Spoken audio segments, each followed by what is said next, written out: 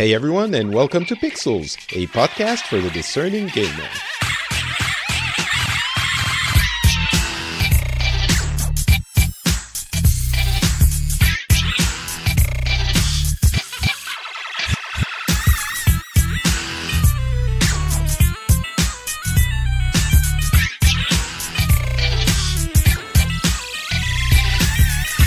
Hello everyone, and welcome to Pixels. This is a show where we cover the news from the video games industry. We talk about games on PC, on consoles, on laptops, on mobile, on everything there is, even on Alexa sometimes. Well, not really, but apparently there are Alexa games. Why not? Skyrim, quizzes.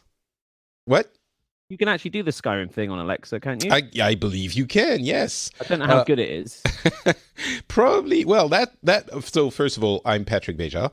This right here is Turpster. Mark. Hello, Turpster, everyone. Turpin. How's it going? It's going well, thank you, Patrick. How's it going for you? It is going very well. Do you know why? Can you guess why my life has been enlightened with brilliance? Oh, is it because you found a little ghost and you've gone on magical adventures across the solar system? That is absolutely the case. I have found my love again for Destiny 2 in the trash bin of last year, where I threw it after only like 80 hours of gameplay, which was ridiculous for Destiny 2. This new expansion had been hyped up by a lot of people who had been playing it, including yourself, Turpster. Yes. And you didn't like Destiny 1, or you didn't really play it. So I played Destiny 1 a bit on Xbox, and I if I can play a game if I have to play a game only on a console, I end up not playing it much. Most of my gaming time comes during the day when I'm at work. I'm like backwards to a lot of people. So like lunchtime and stuff like that, I can just fire up a game. And having it on a console at home and then, not being able to kind of access it as easily, friends not really being around to play with, I just didn't really get into it. I could see that there was something there, but it just kind of just didn't really capture me. And I guess you were part of the people who didn't re-up for the initial expansion back in, what was it, 2014? Oh, what, Taken King? Or are you talking about? No, Taken King. Yeah. So Taken King, when that came out, everyone was like, "Oh, it's amazing now," and I was like, "It's too late. I've already tried like it's passed me by." Exactly. And now, it's on PC, and we're going to talk about it quite a bit. So we're going to get into that in just a moment. We're also going to be talking about the Oculus Quest, the new standalone VR headset, bunch of news from the Tokyo Game Show. We have, other tidbits as well. And also, before we get to Destiny 2, I do want to talk about a few very, very important bits of news from Sony, which actually are very interesting for the entire industry and not just PlayStation, because it might open up things. You might have heard already by now that Sony is introducing crossplay into their system. Now, famously, a few months ago, when Fortnite launched on Switch, people realized that they couldn't use their Fortnite account on the Switch if they had already linked it to their PlayStation account, which was outrageous, and people were outraged, and I was outraged as well. I tend not to I can't imagine you being outraged, Patrick. I'll be honest with you. It doesn't happen often. Man. No, it doesn't happen often, and especially in gaming and tech, but mostly gaming, where there's a lot of anger and outrage. I tend to think that the outrage is misplaced, or at least exaggerated, and that constructive criticism is more effective. In this case, I thought it was necessary. I thought it was complete bullshit. What the hell's going on, Sony? Like that. Yeah, I thought it was extremely anti-consumer, and I understand why they didn't want to allow crossplay and cross-progression, which is the even more important part of it. So, just to clarify, crossplay means being able to play in a game with people from another platform. So being able to play with your friends on Xbox if you're using a PlayStation. That was not possible. It was possible on PlayStation with PC and on and mobile And on Xbox and Switch, it was possible with everything except PlayStation, which was a very convoluted system. The reason being Sony didn't want to allow this because they wanted to limit as much as possible from what we understand. They didn't spell it out exactly, but they didn't want to enable the possibility for people to go buy items in the games they would play on other platforms and be able to use them on PlayStation 4. Reason being, it would be when it's the same price everywhere, it doesn't necessarily matter. But if you're the underdog, like Microsoft in this generation of consoles, you might sell things at a lower price to lure people in. And if you have a deal on some pack on Fortnite, then you encourage people to go and buy them in your store instead of the store in which they're going to use it, which is the Sony store. So I mean, we see it happen in Hearthstone. So Hearthstone has pricing that's higher on mobile because of Apple's 30% Apple tax. So it's cheaper to buy stuff on Battle.net. And actually, then it's sometimes cheaper to buy it on Amazon, on Android, because they do promotions around Amazon coins, these gold currency that you can spend on in-game items.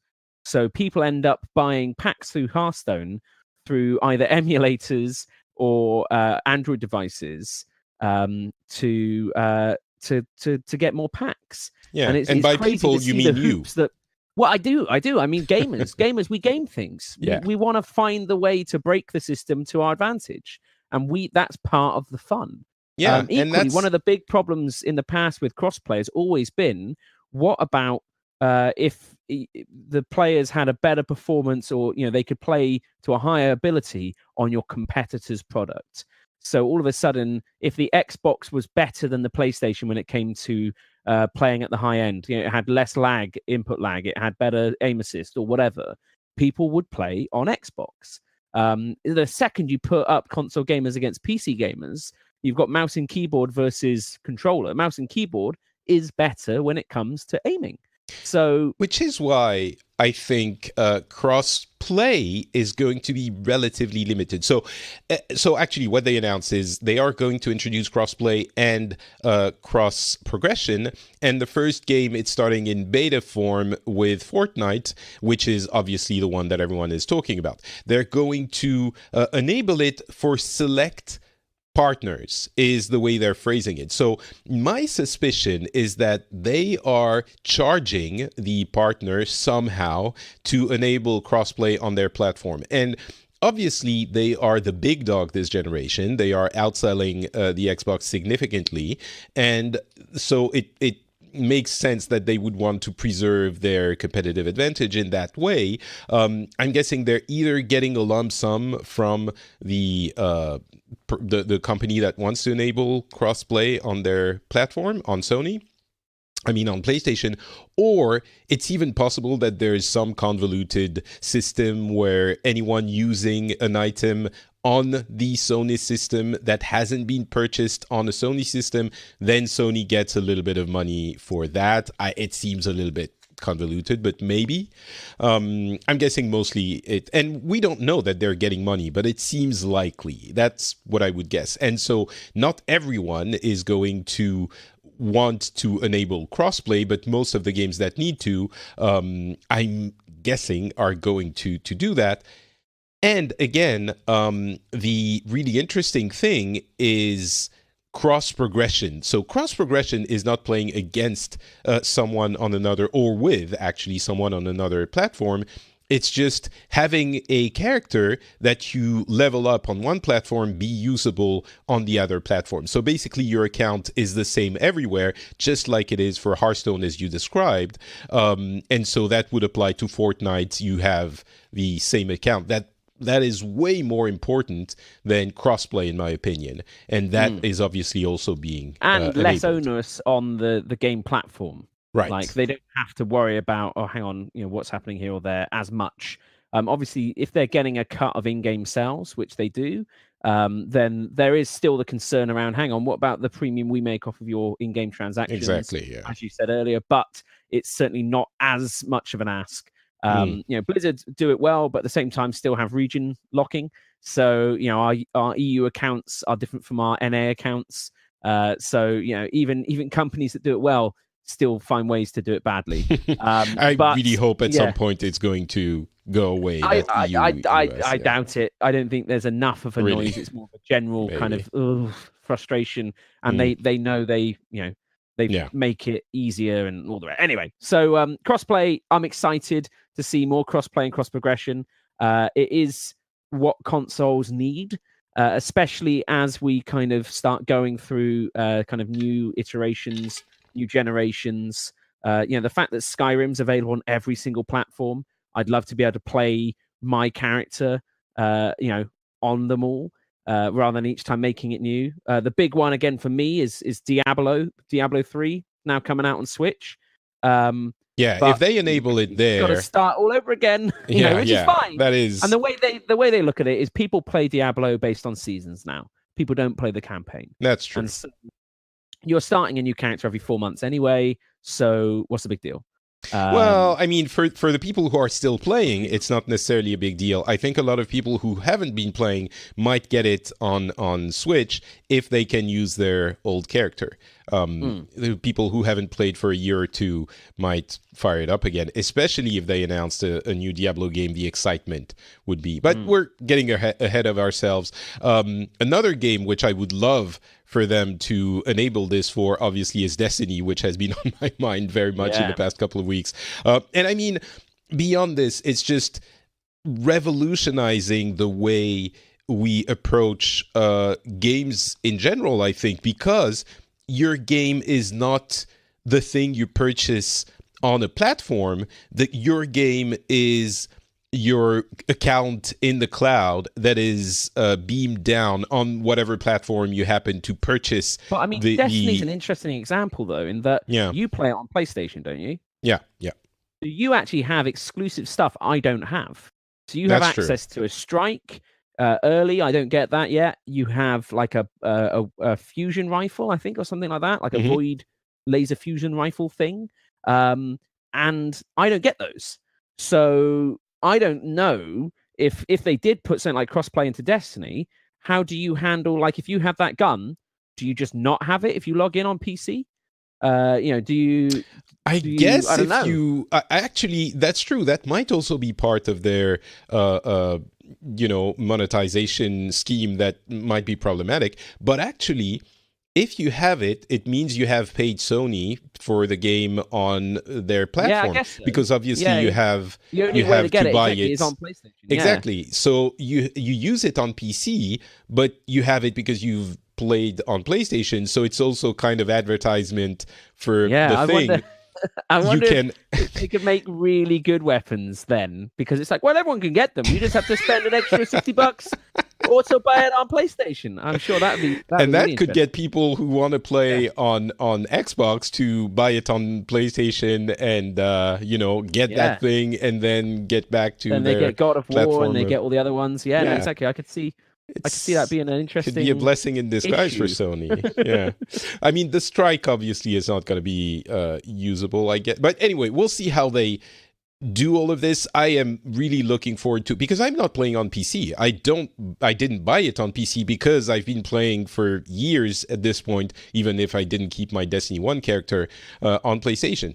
And I mean, there are tons of games, Overwatch, there are a ton of games where you will be encouraged to buy the game multiple times because you want to play it on different platforms. And this is the way games are today. And for free-to-play games, obviously, it's not the same issue at all. But for pay game, and it arrived through the free-to-play games because that is Fortnite's power to make that much noise. But I think it's going to affect almost every game in the industry. And that is really bringing this decision by Sony that finally relented and agreed to make it happen is going to unlock essentially crossplay for everything everywhere, I think. And I can't remember, I can't just, how is Nintendo in the progressive side of this?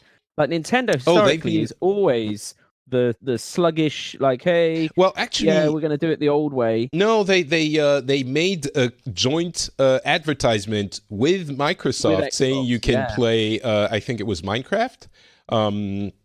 Play together was their shtick. So they are completely open to it, and so we essentially have no platform now where you can't do crossplay anymore and cross progression.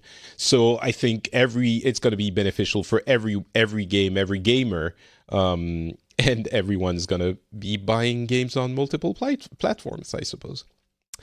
Sure. So yeah, that's the big news for me. There is also a name change coming very soon. We remember Sean Layden, I think, discussing it at PlayStation Experience last year, and he said, I really hope my hope is that by next year's PlayStation Experience, you will not have to ask me that question again of when is it coming?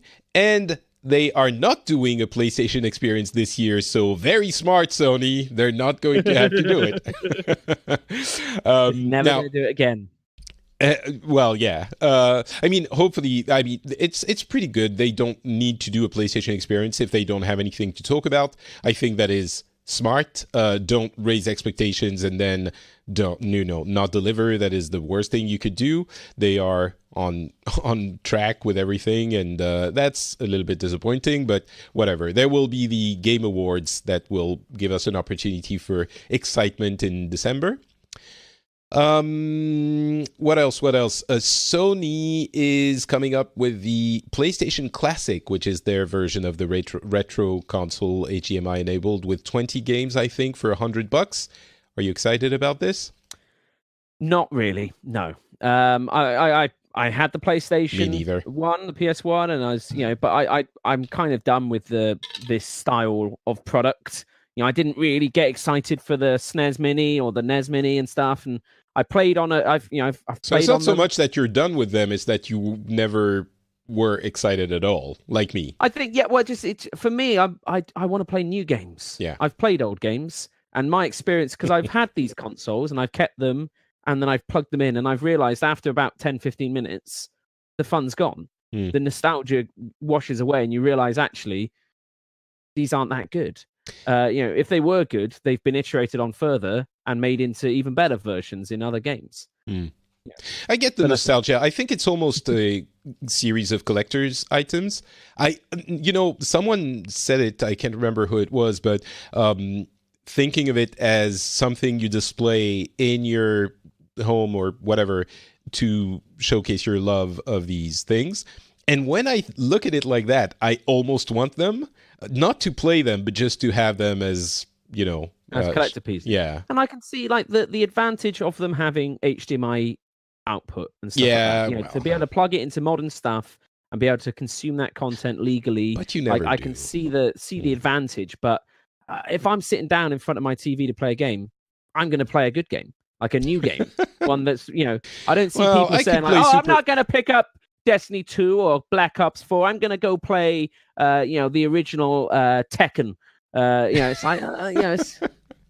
Tekken 7. Play the new Tekken. Yeah, it's true. I mean, I can see, obviously, nostalgia, but that's always the case. Some people love them, more power to you, so you'll be able to buy the PlayStation Classic with the terrible 3D graphics that age so much worse than 16-bit graphics. 8-bit, I don't really love. 16-bit is still nice, but 3D doesn't age well. 32-bit 3D. Enjoy it, guys. PlayStation Now, last bit of Sony news. PlayStation Now is now enabling the possibility to download the game to your console. As you know, PlayStation Now is the streaming service from Sony that has a collection of 600 games now. Pretty extensive. Obviously, if you don't have a good connection, it's challenging. But you can now download most of the PlayStation 4 games and PlayStation 2 remastered games on your console physically, just like you can on the Xbox Game Pass. The difference is, so they have a lot more games than the Xbox Game Pass, I think, and you can choose whether to stream or to download, but obviously they don't have the recent games. You have like 2 years lag, I guess, between the games that come on PlayStation Now, and even not all of them come out on PlayStation Now. Whereas on the Xbox Game Pass, you get many last generation, very recent games, day and date with the release for first-party games, for the Microsoft games. Of course, there aren't as many, so it's really a different kind of offering. Quality over quantity, depending on your perspective. I mean, the quality, there are some great games on PlayStation Now. It's just not the latest ones. But so with this, the idea is that you can download them, so you avoid the bandwidth fluctuation of quality of video and stuff. Yeah. So a friend of mine runs a product called Polystream, and it's one of those cloud gaming services. But what they do that's different, that I don't think PlayStation Now does. I think the way PlayStation Now works is that there's basically a unit in the cloud that's playing it and streaming it to you. Oh, I'm sure it's servers, but yeah. So the way that the Polystream works is that they send the instructions to your GPU. So the CPU's in the cloud, and it uses your local GPU to render and output and do all of that. Oh, so it's much lower bandwidth, higher quality experience, lower latency, all the rest, and infinitely more plausible in today's cost of if you've got to buy a load of PlayStations to put in the cloud so that people can play on their PlayStations. Seems crazy. So I don't know if PlayStation Now renders locally or externally. No, it renders externally. You could play it. You can play it on PC. Actually, PlayStation Now you can play on PC. You don't need anything. So Polystream actually just sends it. It doesn't render. It doesn't send video. It sends instructions for your graphics card. So if you have a really good graphics card, you're going to get a nicer look. But the thing is it's all about the now. You haven't got to download the game, install the game, all the rest. You just run the game. Yeah, and, it's interesting, but you still need the graphics card to render it. So yeah, I mean, their argument is that gamers tend to have those. Right. So it's a different. They got it. I saw them. I don't think this is NDA. I'm going to say it anyway. I saw them having The Witcher 3 in 4K running off of an Xbox One. And as much as you can, it was the PC version running on the Xbox, like all streamed and stuff. I was like, this is crazy. This is like, black magic. So it can do it better than you could do if everything was rendered locally, is what you're saying? Well, in theory, yeah, because you can take part of the computing power outside of the power out of it, and equally then you can have a huge amount more units. Because in theory, the way that, because I used to work on Live like 8 years ago, whatever, and the way that works is if you wanted to play, it's basically there was a, not 4K, but a 4K gaming rig in the cloud for every person that pressed the button saying they wanted to play the game. Yeah, and that's why it had to be close to those people so that the latency was low enough that it worked. That's how Shadow PC works and PlayStation Now, and I'm guessing they have virtualized devices, but they still need a device per stream. A huge amount of hardware and cost per person, and it's the sort of thing like, by the sounds of things, now I've seen this technology working. If this can be spun out more, if they can make it cheaper, then you reduce the cost, meaning you can put that investment into titles and other stuff. That's really interesting, because obviously we've heard about Xbox Scarlet, which is the next project from Microsoft, the next console, and it's going to be half physical, half streaming, with some portions of the GPU computing, or of the computing, being done locally to reduce lag. There's hit detection, prediction, and stuff like that they were talking about.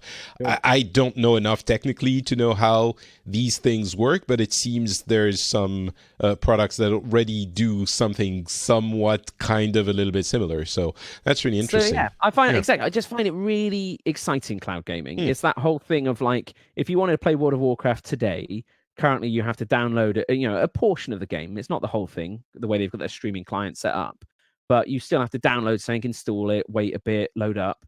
Whereas with these cloud gaming services, you can click and you're in. Yeah. And I think that what free to play gave to games was it removed the obstacle of cost, in terms of, well, you can just try it. see if you like it, and if you do, yeah, there's going to be in-game transactions there that will slowly milk you dry. But remove the initial hurdle.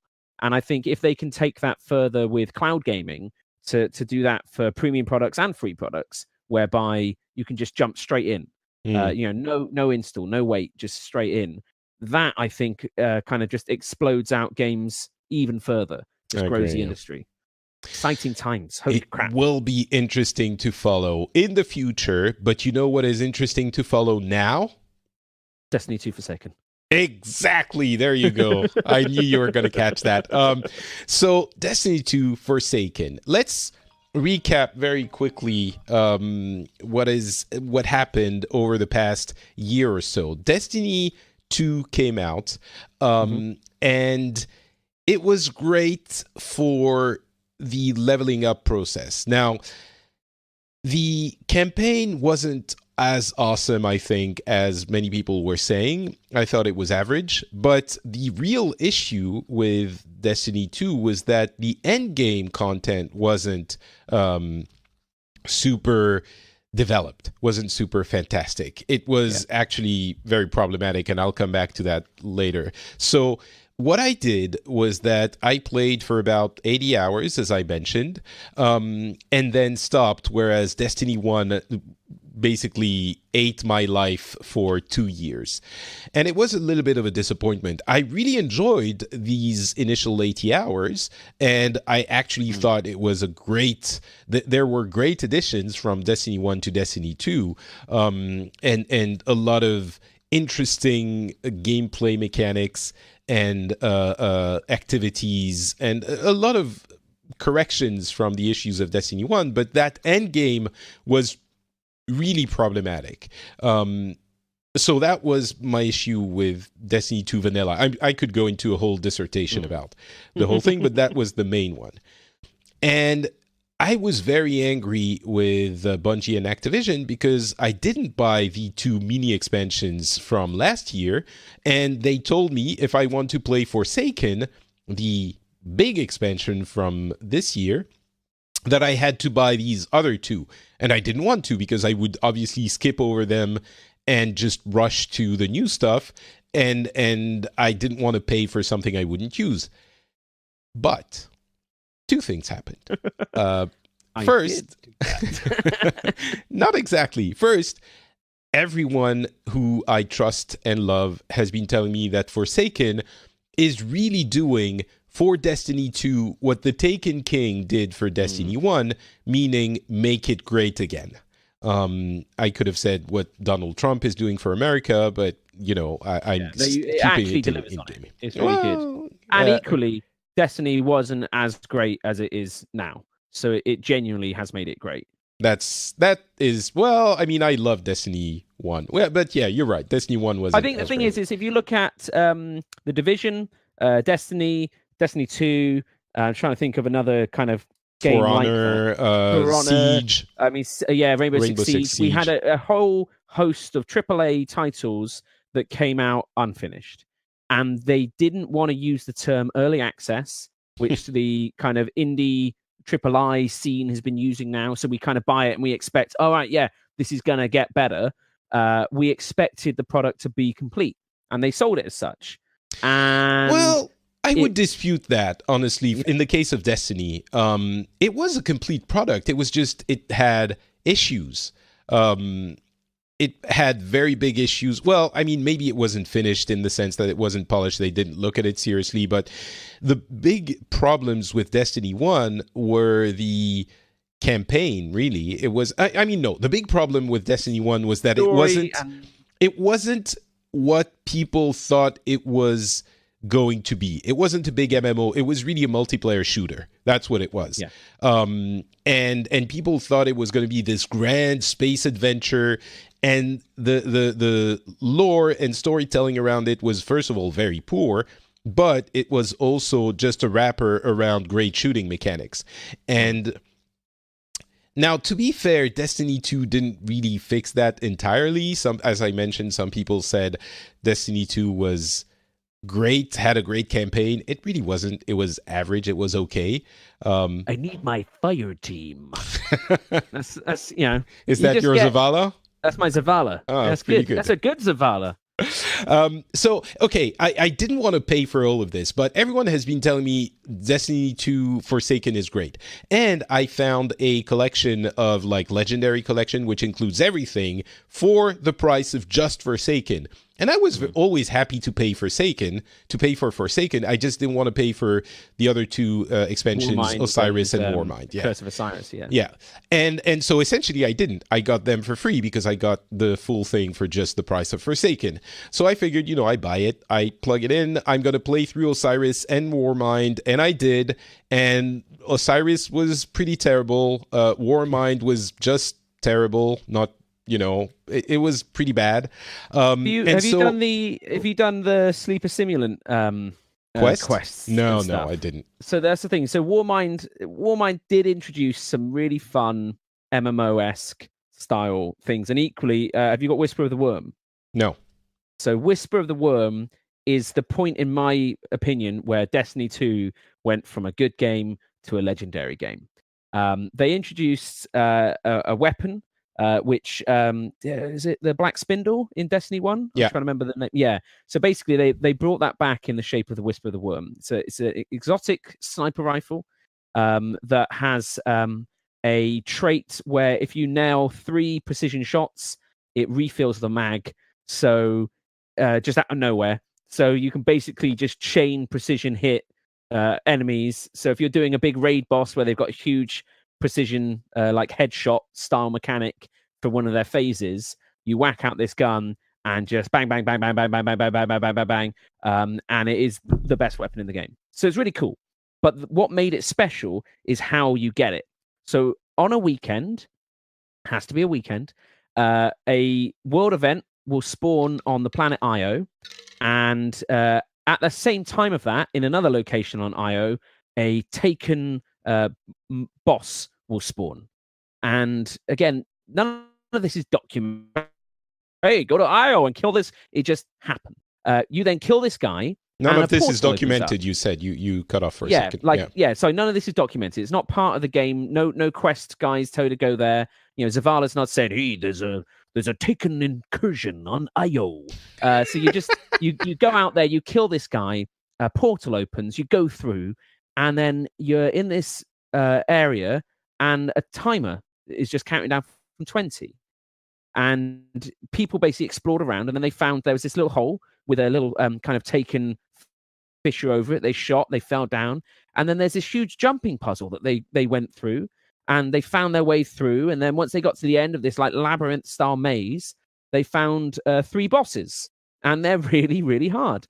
And then you kill these 3 bosses, and it drops the Whisper of the Worm, this exotic sniper rifle. And then you also unlock a heroic version of that you can enter at any point. And you have to go through and complete the catalyst, where you have to find chests, and you can also get a ship and things like that. Let me interrupt you for a second there. Because I think a lot of the listeners are a little bit lost. There's no doubt. So apologies. Basically, what I'm saying is they introduced game mechanics like vanilla Warcraft, whereby I didn't read about it. Well, you do now read about it on like Wowhead, but the game had emergent story and fun and quests. It was accessible to everyone. You didn't need to be playing the end game raid at the time to be able to get this weapon. You just needed to be able to discover it, find it. It caused people to talk in game and group up socially, and be like, hey, I know what to do. I'll tell you what, you come with me. I'll guide you through the labyrinth, and we'll do that together. It just was beautiful. It's funny because so fantastic. What you're describing. So Destiny was always a great shooter, had great mechanics. I've said it a million times. What you're describing is the incredible achievement of Destiny 1, The Taken King. It was amazing. There was so many things like that in that game, and it motivated the community. Everyone was talking about it. Everyone was excited. We were exploring together, and you had these challenges that were super hard, and you had to investigate. It was like, it was honestly a new era of gaming secrets to be explored by the community. And the tragedy is that they had developed this product with Destiny 1, The Taken King, that was very balanced. You had great gameplay, great engagement. It was still dumb for the story, but it was fun to play. And Destiny 2 Vanilla basically abandoned all of this. There were no exciting secrets, no gameplay loop that would keep you in the game for a long time. Their cardinal sin was, we are going to make this game, playable for 4 hours a week. You can finish what you have to do in 4 hours a week. And it was an intentional design intent, It was like, the issue with Destiny 1 was that people were spending so much time in it that it was too much of a commitment and normal people couldn't play it. So we're going to do the same game, but you just have 4 hours worth of stuff to do to get upgrades. Everything after that you can still play, but you don't get upgrades. And of course, since this is a simile MMO type thing, you're always chasing the next item level thing that is going to make you progress. And they have gotten back to that in a big way with Destiny 2 Forsaken. And actually, before I get to that, I do have to add, there's one thing which I think people are going to be wondering. If you've never played Destiny 1, if you've never cared, and you don't want to play, is it worth doing for the campaign? And I have never enjoyed the campaigns in any Destiny game. As I said, Destiny 1 was ridiculous. The Taken King was okay, but it was like 5 hours or 10 hours maybe, and it was not that great. It was nice. Destiny 2 was really very average. The campaign was never what you got from Destiny. In Destiny 2, it is great. Forsaken. In Destiny 2 Forsaken, yes. Yeah. In Destiny 2 Forsaken, the campaign is really well written. It is engaging, it is fun, and not only is it a great solo campaign, it weaves in parts of the solo game, because previously you did the solo campaign, which was essentially you do missions one after another, and you're playing alone. Maybe at some point you will, see other people around you, but that's bubbles, it. You're playing alone. Yeah. But you just essentially rush through the multiplayer portions. In Forsaken, they give you a lot of stuff to do that forces you to take part into what is essentially the end game of Destiny. And so doing the campaign, which is quite long, I would say it's 15 hours maybe, something like that. I'd say so. Actually, you go from level 30 to 50. Yeah, and it takes a while. Yeah, and previous expansions, you've gone from 20 to 25 to 25 to 30. This is 30 to 50. It's a big chunk of content.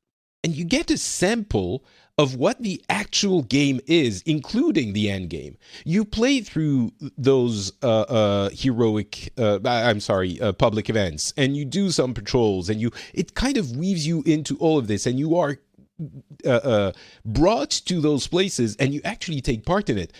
For the first time ever, I would recommend a Destiny thing, even if you're only doing the campaign.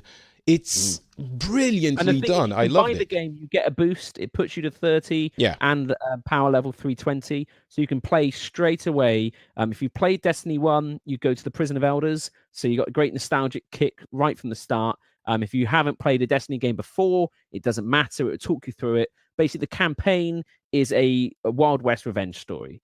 And you feel like an outlaw going out and bringing justice to the frontier. And then it beautifully segues into a weird space wizard, aliens don't quite understand other dimension thing. And still feels brilliant. It still feels like a fantastic progression of story. There's a raid that is really hard, but then there's strikes, there's heroic strikes, nightfall strikes. There's even a single player dungeon. They're essentially dungeons. Yeah. Well, there's now a dungeon. They call it a dungeon, which is a single strike team, fire team raid. So 1 to 3 player raid experience. Which one is it? Complicated mechanics. So it's where you get the new exotic bow, the Wish Ender, So it's got, I think, like 4 different bosses, but these bosses require you to be extremely competent, move, not just keep firing at a shield that says immune. And but wait, the Wish Ender, change. I've done a lot of things. Is it like you enter it like you would enter a strike? The idol you got to enter the Dreaming City. Yes. Of the spider. Yeah. So that idol is the start of the Wish Ender bow. And also what you'll notice around the Dreaming City are all of these Amankara or Taken eggs, these weird sort of crystally things. Right, which say immune when you try to shoot them. Exactly. The only weapon that can destroy those is the Wish Ender bow. So you have to go into this single player or single strike team dungeon. No, but that's my point. Where is it? How do you get into it? So it is, I think you have to use a tincture of Queen's Fall. Oh, and then you see the secret pathways. Yeah, exactly. I'm trying to remember. It's it's not listed on the maps or anything like that. Again, discovery, community, it's all of the brilliant things that an MMO or an online multiplayer game should have. And I would even argue, honestly, that what you just witnessed now was, Turpster saying, "Oh, there's this thing," and you're like, "Oh, wait, how do you get it? Do you think it's here? Yeah. And do you get it?" And this is something that we never have quite had in that way in any game. And that was the brilliance of the Taken King, and it was so sad when it didn't come back in Destiny 2. How many separate design teams or studios do you think are involved in Destiny? I think it's just one. It's other. Nope. Well, I mean, there are a couple of teams. There's a live team. No. There's 3 different studios. Oh, it's not just Bungie. There are literally 3, at least, maybe even more, different studios involved in this, and there is a live team, and there is a team I'm sure that's working on Destiny 3. Right. But there's lots of different companies and teams and expertise that are all getting wrangled together back at Bungie's HQ. And it's not to say that the launch team is crap and then live team come along and the Taken King guys are back. The Taken King guys made the beginning of Destiny 2. Exactly. That's why I was saying it was design intent to. It wasn't. That's what I thought at first, maybe, but it was really clear. We found out that they wanted the game to become more casual, and in doing that, they essentially didn't really attract the casual players and lost many of the hardcore players. But it was just a bad decision. It's easy to decide now, to realize now that it was a bad decision. But at the time, it could have made sense. I think it was really a bad decision. But this kind of engagement, this kind of engagement, I almost never see anywhere. Maybe in WoW, and a lot of WoW's, Legion secrets. There was a lot of secrets that engaged the community in that expansion. I really think it was inspired by the way it was done with Destiny's The Taken King. No doubt. And so the campaign is really great. But after you're done with the campaign, you still feel like you have stuff to do. And beyond that, I joked about it on Twitter earlier. Destiny 2 is essentially a giant to-do list. More than that, it's like overlapping to-do lists of different kinds. There are like 4 different kinds of to-do lists that each overlap with one another, and every time you accomplish one of the items, it checks a box in like 3 different things you have to do. So there's this feeling of I'm accomplishing stuff all the time. Efficiency. Yeah, exactly. I've done really well on this one as well. And all of the items, actually, 95% of the items are go shoot stuff, which is great because the best bit shooting, of the game. Yeah, it's the best part of the game, shooting stuff, and it's never ending. I think it's the one thing that kind of hurts it though at the same time, because I think people who like Destiny are people who like World of Warcraft. People who like World of Warcraft don't necessarily think of themselves as shooter fans, because they think of Call of Duty. This isn't Call of Duty. This is Warcraft level of numbers and abilities and gearing and upgrades, coupled with an amazing, visceral, satisfying gameplay experience of shooting combat. And it really is just an amazing fusion of genres. And you can kind of see, like, back when Overwatch and Titan was going to be more MMO-y, like, could it have been like Destiny? Could they have made a game where you run around as a character like Tracer and also, get gear and progression and upgrades and things like that? And you can see Destiny does that very well. Very, very well. I agree. It is as satisfying to play as ever. The progression and the secrets are motivating. You always have something to do. You always have 15 things to do. You get, as I said, a great story and excitement for the future. And once you're done with a campaign, there are still so many things to do. And I mean, I'm not going to spoil anything, but I didn't look at any video or anything before I played, and I was amazed at some of the things that I found after I did the campaign. So it is, the big question is, the end game area you do not experience until after you have finished the campaign. Right. So where you'll spend the vast majority of your time is a whole extra thing that you didn't even know existed. Right. Well, that's the thing I didn't want to spoil, but there you go. I guess you did. but it's a very tiny spoiler, and probably by now it's impossible to ignore. There is one issue potential issue, which is the annual pass, which you have to pay in one go if you want the updates for the whole year. And we don't know yet if they're going to be blocking, like if it's going to be a light level, a power level increase for your character. So if you don't have them, then you don't have access to the end game. We don't quite know yet. But I mean, for me, if you can get the Legendary Edition of Destiny 2 Forsaken, which is essentially everything that came before, I think it's worth it, because the campaign alone is worth it. It's not the best game you've ever played, but it's such a fun experience for even if you just play for 20 hours. And then you get the end game. If you don't get the end game because the annual pass has, made that goalpost go a little bit farther, then it's your choice to pay more to get that. But we don't, at this point, it's still extremely, there's nothing that's been added that changes that. But it doesn't really matter, because for the first time in the history of that franchise, I would say the campaign alone is definitely worth the money for the full thing. Especially if you pay, it's going to be $50 pretty soon, maybe even less.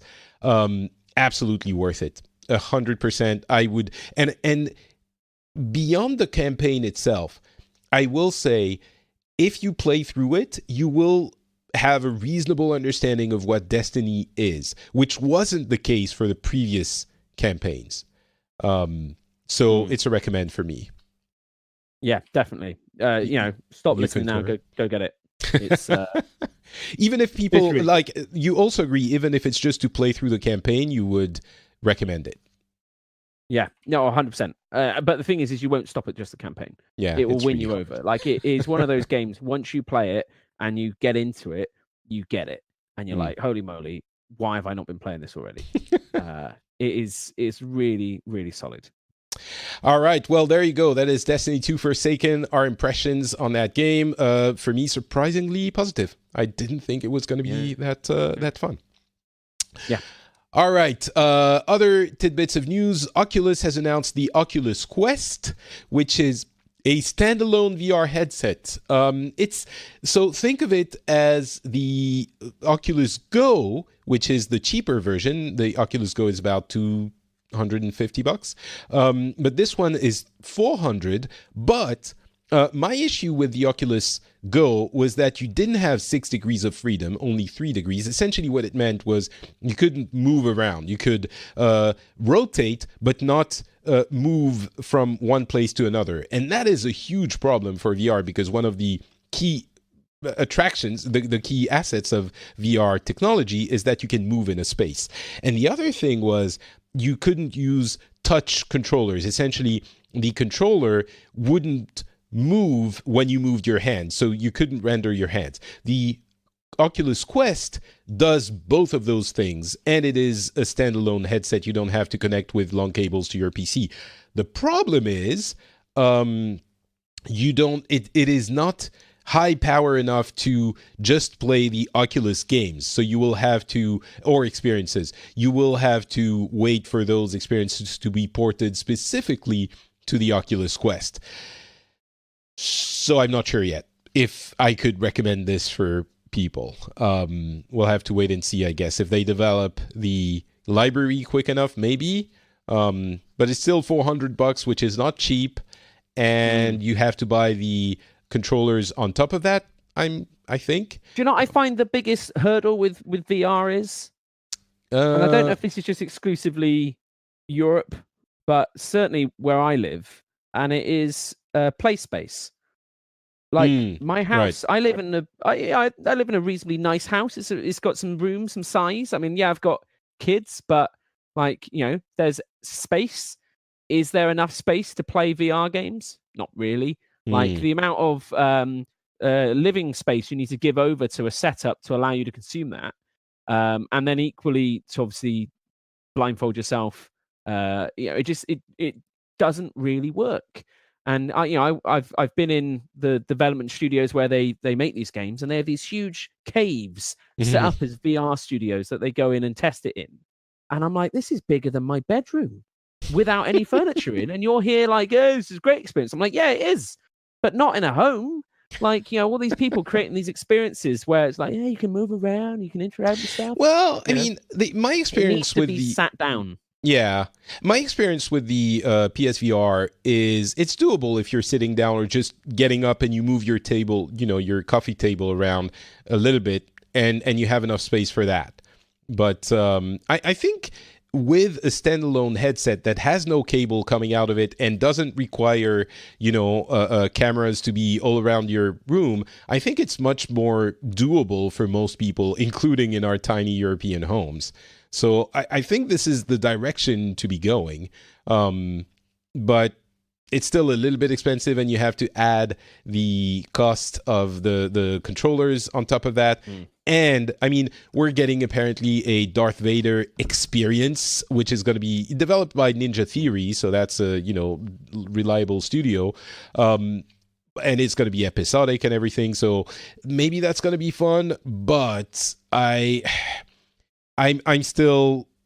The problem is, if you had told me the Oculus Quest can play all of the Oculus games, and, sure, it has 2 hours of... Even if it has an hour and a half of battery life, no, it doesn't matter, because that is, the games are already there and already proven. I might have gotten it. The fact that we need games to be ported for this, and it has the capabilities, roughly the power of the Xbox 360, PS3, it's not bad. I think it can create good experiences, but you're probably not going to get the experiences you wanted from even the PS4, like the PSVR. It's going to be less capable than those. So it's not about the visuals necessarily, because the Oculus Go visuals are okay. It's more about the fact that they need to be the games need to be ported to that platform. And it's going to be hard for many of those games. So I don't know what to... I don't think I'm recommending it. I'm not getting it, so... TGS, Tokyo Game Show, had a few little bits of information. We got a new trailer for Death Stranding with Troy Baker playing another weird character monster thing. He was playing a character and there was a monster that he summoned, and we still don't know anything about the game. Excited? Stranding? Yes and no. In that I've enjoyed Hideo Kojima's previous work. I really liked Phantom Pain and the other Metal Gear Solid recently. I don't know. It looks really nice. It looks a little bit confusing, but then again, like if you created a cutscene with some Metal Gear Solid stuff out of context, you'd probably be like, "What the heck is this?" Yeah. But actually, when you play it, you understand it all. I would say it's kind of, Death Stranding is more out there than Metal Gear Solid. Yeah, it seems to be, but I think it's going to be like some sort of kind of stealth-based exploration delivery sim, whereby you have your extra life is a baby you carry around on your body or something like that. That does not sound exciting at all to me, but you know what? Yeah. Maybe it's going to be fun. Puyo Puyo. It looks nice, at least. It looks very nice. I mean, I'm intrigued. I'll be honest. I'm more intrigued than when it first appeared on the scene. Puyo Puyo is getting an esports version, and that well, not an esports version. It's like a new game called Esports Edition or something like that. It led me to think, why are puzzle games, Tetris-like games, not an esport? It's like super easy to understand. It's impressive when you immediately when you look at it. It does require a huge amount of mastery. Puyo Puyo would make a great esports. That's obviously what they're thinking. It seems so, yeah. But so we'll see. I have to see. I think it's a question of there's a lot of really fun games to play, a lot of fun sports to play that don't necessarily translate into terribly fun watching experiences. But I think this one would. Don't you think so? Like a Puyo Puyo or a Tetris? Yeah, maybe. Again, I don't know. Really, it depends on what the kind of. I think if it's against other players, Yeah, of course. That's the idea. Yeah. But it needs to be. I don't know. It's probably not going to happen. But I just thought it could be fun. Maybe. Are you ready for some super old school Castlevania games on your PlayStation 4? No. Oh, well, okay. Then you don't care that on October 26th, Symphony of the Night and Rondo of Blood are coming to PS4. I'm excited. I'm a big Castlevania fan. I'll probably won't get it though. So I don't know. I don't think I will. The thing is, I had a moment of honesty here just now, but there's Fallout 76 betas coming out around that time, isn't it? And I just think likely playing that. You know what else is coming out around that time? No, what? What is the biggest game of the year? Oh, You're coming out of the closet at that time, and I salute you for that. It's great. Game, not game. Red Dead Redemption. There you go. Red Dead Redemption 2 is coming out, and that as well is going to dominate everyone's life. Which, by the way, since we're moving on, they announced that they have an online version coming out in November as a public beta. So it's starting, slowly. But Red Dead Redemption Online confirmed. It's not like we had any doubt. They've been making so much money with GTA Online. I wonder what it's going to look like, though. Is it going to be like everyone has their saloon base and dresses funny? And like, do you... I don't know like what Red Dead Online looks like. Exactly. Are they going to have an update 4 years from now where we've got Robo Horse and Zombie Horse and all of that? Probably. I think as long as they can keep the fun of online, then RDR2 online will be really, really strong. But how does it even take shape? Like, do you go out and play missions? They had online in Red Dead Redemption. Did they? I forgot about that. It was lots of kind of deathmatchy, shooty stuff, and you'd go in as a posse and clear out a load of NPC missions and stuff like that. I used to play it with Nicole back in the day. Oh wow! I'm surprised we didn't invite you. That's really weird. But so I'm sure they can create some really fun online experiences. But for me, I love these games for their offline mode, and then it's the community. As long as they can create the thing that keeps me playing GTA 5 online is the constant addition of community maps and challenges and modes, and kind of we but it just playlists. It just feels like a modern game is so much more possible to make into an online experience. For the Western, it would feel weird if you added I guess they can add new maps and missions, but it's just not, you can't add, as you said, robo horses. But it's the furniture, exactly, and they can change it.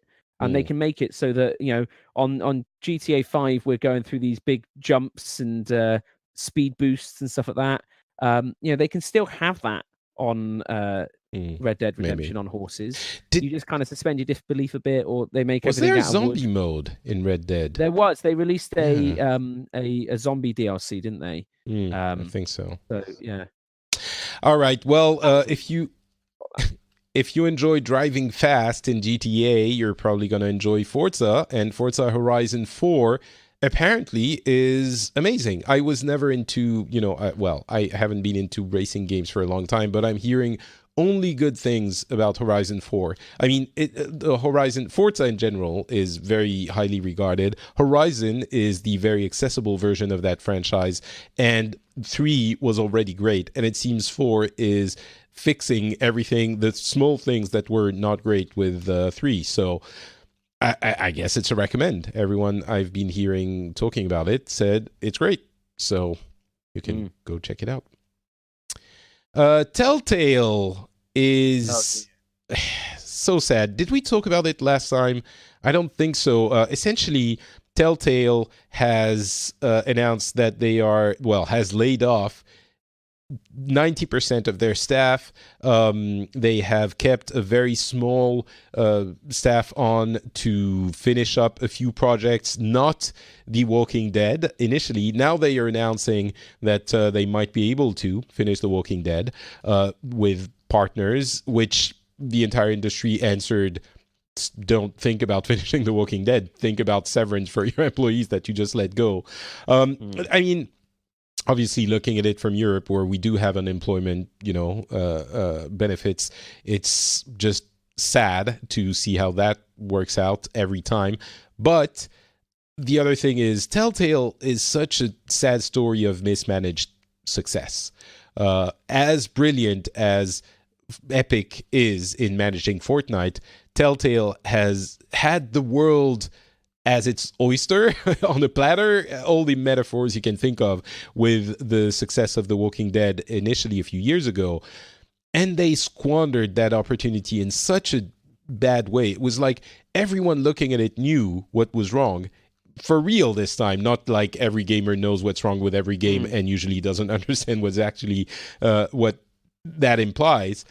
In this case, everyone knew what the problems were and that they were taking on too much, not refreshing the engine, and the only people that didn't know seemed to be the people in charge of the company, and that was so sad. And we've come to the unavoidable conclusion that Telltale is not making enough money to keep going, and that's really sad. It is. It's a real sad tale. And it is like those guys have made a fantastic game, and then they've kept making that same game now for near enough a decade. And some versions were good. I mean, the sometimes the IP carried it, sometimes it didn't. I think it's just that the people who kind of don't get any of the credit for making those great experiences are the ones who get all of the brunt of. And with the biggest industry in the world when it comes to entertainment, bigger than movies and music combined, games make a huge amount of money. However, that doesn't necessarily trickle down to the actual people who are actually making the games. So there was a lot of discussions about unionization and defending. And it's true that an issue with the industry is that there are a lot of, I wouldn't say abuses, but not even unsavory, like it's extreme practices where crunch is required from everyone, and you hire people who are really excited to get into this industry, so you don't necessarily have to. It's not that you don't treat them with respect, it's that you can afford for people to, burn out. You can chew people up and spit them out, and it's just how you're going to have more people because there are so many people that are excited to work in games. Exactly. But if you don't like it, you can go and walk on because I've got 8 other people who are ready to take your place. Yeah, and it's not necessarily you hunker down and you work hard and late, or someone else will. And that's the thing. And it's a question of, do you want that life? Don't you want that life? And that's the thing. People look at the games industry and they look at it as fun, playing games all day. Not really. Yeah. Also, look at a fantastic company like Blizzard. I always say to work at Blizzard is a phenomenal gift up until your game gets cancelled and you realize that those countless years that you probably put in not seeing your family, they decided that wasn't good enough. And we've chucked out that product, and that now is in the bin, and no one will see or enjoy what you put your heart and soul into. But if you want to succeed, you've got to put your heart and soul into the next thing as well, and hope that one pays off. I would go even farther. I worked for Blizzard in Europe, so it's not HQ, but for a few years, and I have no doubt that this is one of the best gaming companies to work for. It is a fantastic work environment. People are awesome. People are, friendly. But just like any other company, and I'm saying this because there was a tweet that made the rounds from Telltale employee that said, I worked so hard and now I get nothing. And he was very disappointed in the way, like, companies in general, and maybe especially in the gaming industry, have a tendency of making you feel like they're your friends and you owe them your loyalty and your not your life, but you owe them efforts. And of course you have to do the job that you're paid to do, and you have to do it well, and you have to be dedicated. But it doesn't mean it should take over your life or emotionally take you over. And I think it's very easy for games to have that effect. And the gaming industry, because, we're all gamers and we all love it and we do it because we love it. Because if we didn't love it, we wouldn't do it. Yeah, sure. It's true to an extent, but it doesn't mean the company loves you. And just like I love Blizzard as a gamer, and I think it's an awesome company, and they make awesome games, they're still a company, and their goal is to make money. And it's the same with your relationship as an employee. It can be a great company to work for, and you can be a great employee, but you're still an employee and they're a company. And it's the same, I think, for every company in the industry, especially other companies. I think, as I mentioned, Blizzard is probably a very good example of how to do things right. And there are worse examples in every industry, especially in the gaming industry. But it's disheartening to see people dedicate themselves to something like this and then get nothing for it. In my case, I was very happy with the way things went, and I was very glad, for the way things ended. I think it's so easy to not be into that situation. And so, talking about labor laws, and I mean, apparently there's a class action lawsuit being levied against Telltale because they broke labor laws. So it's not even just about unions, but I do wonder if it isn't time that the gaming industry unionizes and starts to... I know it's a bad word in the US. Unions are a bad word, and certainly it can be problematic. Yeah. But it's also important for workers to have a voice that can carry a little bit of weight. And that's what unions are. Exactly. To understand that actually, if you have the best interests of each other at heart, that is in everyone's best interest. And, unions can go too far. And it's stuff like, I love America, land of the free. And you go over there and you're not actually allowed to do anything because that's a union job. Oh, no, you can't move that. That's a union. You've got to have someone from the union come along and do that. That's their job. You can't do that yourself. And it's like, oh, wow. Okay. Crazy. And it's so unions are, though, useful in that they look after everyone's best interests and they keep everyone, happy and sustained, ideally. But I don't know. Games industry is still a very, very young industry. That's true. Very young, and it's just we need to figure out how to do things best. It's like the data shows the more diverse a game development team is, the better the products produced are, like financially. So actually, it doesn't matter if you're kind of super liberal or not. You want to have as many different genders and ethnicities and sexualities on your dev team because the data proves you make more money. It's a more successful business. I think this is the genius. I think with with workers as well. If we can prove that actually keeping your development team happy and like longer lasting kind of abilities by not burning them out as much, that will be the way. It's really, the genius of Blizzard is that they figured out the way to make the most money is to make the best games. And it certainly has worked out for them pretty well. So I don't know. I mean, there can be some mutually beneficial relationships in every aspect of this, but we're not then you look experts. At Blizzard, and Blizzard aren't experts. The amount of big, long-lasting members of the Blizzard development teams that have been on the box almost in terms of their name and their brand and their contributions, who have become disenfranchised with the company and have moved on. I don't think anyone is perfect. I don't think that exists, and I think the human desire to constantly move on and discover new things and try new things. I think it's just Blizzard does a very good job of keeping people as happy as they can do so far. But even then, I've heard allegations that Blizzard is a real boys' club, and that if you're not in with the elite guys at the top, you're going to get nowhere. That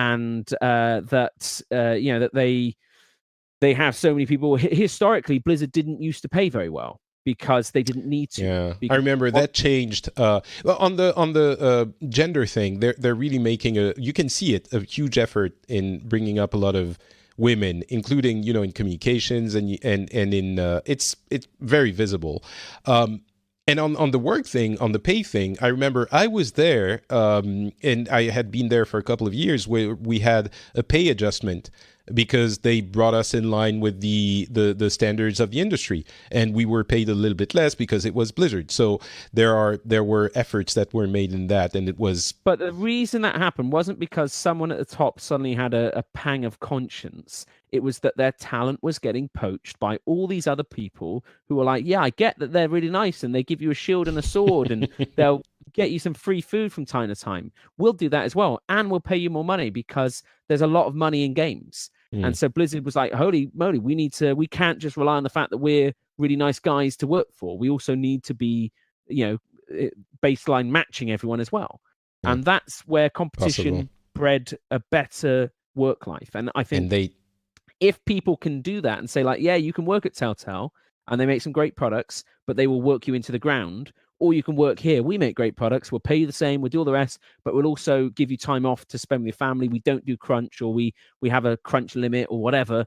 There will be things that people will be able to do that mean that talent will move to the better options. And the more people that do that, if that's how they attract people to their position, everyone has to up their levels just to compete with that talent pool of trying to get people to work at their studio. So what we're saying is you don't need unions. What you need to do is try to implement every possible way of making the most money possible, which means you will not crunch people into quitting. You will have an enjoyable work environment, and that's how you make the most money possible. So that's an easy solution, and unions aren't needed. Likely. Also, you need to have the smartest developers and artists and everything, and give them a lot of time to make something good. But not so much that you waste your money on divas. It's not easy. I'm happy. It really isn't. If it was, everyone would be doing it. Isn't everyone already doing it, kind of, though? Everyone's trying, but doing it well. The fact is that, you can name the companies that do it well on one hand. And so it shows that it is not an easy thing to do. Well, we could discuss that for a very long time, but we won't. We're going to move on and talk about, a couple of little very quick things. Microsoft is enabling mouse and keyboard on the Xbox, but only for some games, the games that want to implement it in the way that they want. So it's not like you're suddenly, because that would be a big problem. We talked about it with Destiny. If you can play against someone who is using mouse and keyboard, and you're using your controller, you're going to get destroyed. So it just means that those who want to, and for maybe different applications, you're going to have mouse and keyboard support finally. Microsoft is also organizing an event called XO18 on November 11. So this is something that had existed in the, I think, Xbox 360 years, and they had abandoned it. They did it a few times. I would be curious to see if they already start announcing some of the games that their newly acquired studios are working on. That would be good. Be pretty cool. Xbox One S, there's a bundle with Fortnite exclusives, which now means there are exclusive stuff for all three competitors, meaning all three console manufacturers. There's a bundle for the Switch, for the PS4, and for the Xbox. Fortnite is everywhere. That also is not that surprising, but it's funny to see that they each have their own bundle, with the Xbox One having an Xbox skin. So you can get that if you want. All the kids in the playground obviously are going to be, oh man, they can't wait to get that Xbox skin. Exactly. Yeah. Hey, talking about Blizzard, World of Warcraft Classic is going to be available, playable at BlizzCon and at home. I think so. As I've made no secrets about, I'm not really excited about World of Warcraft Classic. All of the retro things don't really interest me. We mentioned it with the retro consoles earlier. But the really cool thing is that BlizzCon, the virtual ticket that you pay for, of course, to have the conferences and some goodies, $50 as BlizzCon is happening, $50. The price has gone up. I have to buy it. I haven't bought it yet. And, well, this will enable you to play World of Warcraft Classic, which is going to be playable on the show floor at BlizzCon. So you're going to be able to play at home what is going to be playable on the show floor. The idea of this is awesome. And if they announced a Diablo product, a new Diablo game, and if they have a demo of it, as they always do for a new game that's coming out, imagine if you could play it at home. That would be really cool. I don't know if they will. Obviously, they're talking about that you'll be able to download and play this classic Warcraft experience. World of Warcraft Classic. Starting experiences on Horde and Alliance in one zone. The thing is it's tricky if it's just Warcraft Classic. It's cool that they're doing it, and it's like, oh, this makes sense. You have a build. It's on all the PCs at the convention. You can actually allow people to play that build at home. It's a limited, truncated build, so it's not like someone can unpack it and discover the whole game necessarily. That seems like a cool thing to do. At the same time, it's a 15-year-old game that I've bought before several times. I've paid for. Continue. I guess it's different from a new game, is what you're saying. Yeah, exactly. And it's just like, why have you got to buy the virtual ticket to play this demo experience? And it's tricky because in some ways they're adding additional value to the virtual ticket, which in and of itself has a load of in-game items, all access to all the streams. You know, there's a huge amount of value in that. But now they're gating something which I feel entitled to as a lifelong Warcraft player. Why have I got to spend an extra $50 to play this demo? I think I bought the game. I have the game. Yeah, but this is not released. This is not released. This is Warcraft. Listen, this is classic. BlizzCon virtual ticket, so you're virtually getting the experience that people are getting at BlizzCon. Yeah. It's not a game that is well. You are going. I'm not. So. But the thing is I see what you think it's cool, but at the same time, I think it's the wrong product to do it with. I think if this was Diablo 4 and they said, here you go, and virtual ticket holders, load up your launcher now because you can start downloading and streaming and playing this game right now. Well, this is what I want. This is what I'm excited about. That's World really of Warcraft cool. Classic is meh, but Diablo 4, and by the way, if they do that, imagine how many people are going to be buying the virtual ticket just to play it for those 2 or 3 days when BlizzCon is happening, nonstop. Like this would be the biggest gaming heist. They literally would sell a demo. $50 a go for a demo. Like if you did that, it's probably a 20 minutes experience if that even happens, right? But you would straight up do it, and the opening ceremony is free to watch. They can stream it on their launcher so everyone knows about it, who's around at the time. Everyone's there talking about it. Go out, get a ticket out, get it now. Why, man? I don't care. You get to play Diablo 4 now. Like, you got the demos there. You know, like that would be insane. And that was then crazy, again changes the whole paradigm around demos. Like, hang on, we can. You know, you're doing a free beta for your new mode on Black Ops 4. That's cute. We're doing a $50 come and play our game for 20 minutes experience thing. Like, that's when you start thinking, like, okay, they've won. And again, if it was Diablo 4, I wouldn't even feel bad about that. I would not feel bad about dropping $50 purely to play that game for a bit and experience it. Holy moly. That would be. I mean, it's absolutely. That's what Red Dead Redemption online heist is. It's BlizzCon selling you $50 virtual tickets to play Diablo. It's literally a holdup of gamers. Pulling out their wallets and shoving the money in Blizzard's face. And of course, you would get a beta after that, a closed beta, open beta. I have no doubt about it. This is really BlizzCon, but yeah, I would be, and we know we're gonna get a Diablo something at BlizzCon. There's no way it's not gonna happen. So anyway, we'll see what goes on there. If you have any inside information, let me know. Use Telegram, secret DM. I won't leak it, I promise. Yeah, exactly. Yeah. Excellent. Just going to leave a package next to a trash can in your local park. And start searching through that. No, it's easier. Just, you text me a winky emoji that means yes, and a poop means no. Okay. Excellent. A winky poop, though. What does that mean? No one knows. Poop. I'll have to guess. All right. Well, that is it for our episode of Pixels. Thank you so much for joining me and sharing your love of Destiny 2 Forsaken. Thank you. I'm sure I spent an hour and a half talking to you rather than playing Destiny 2 Forsaken. Nothing says love more than that. That I am actually quite proud. But I've highlighted to you as well that you're like, oh shit, I could have been playing Destiny this whole time. Yeah, exactly. Well, my baby was crying, so actually I could have been playing Destiny. It doesn't matter.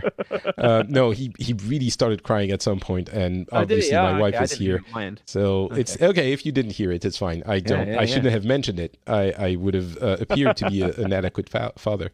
Hey, you have stuff that you do on the internet. Would you share that with people listening? Yes, I am over on Twitter, _T, where I tweet at least 3 times a week, so stay tuned. Excellent. That sounds very exciting. The _T on Twitter. I am Not Patrick on Twitter, Facebook, and Instagram, and you can find this show at FrenchSpin.com. FrenchSpin.com, of course, you will find also the show notes, and, well, not a lot of show notes, but if you want to comment, you can do that there. You'll find other shows and links to other shows there as well.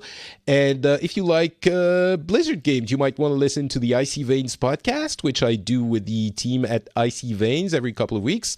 That is a quick recap of all the news from all the Blizzard games, or The Instance, which we do with Scott Johnson and Turpster when he can be bothered to show up, and Garrett Weintrill as well. Also, I'm guessing you might know about that one, so you can listen to that as well, and we will be back in a couple of weeks with another show when we're going to be talking about, who knows, gaming news. That will be awesome. Talk to you then.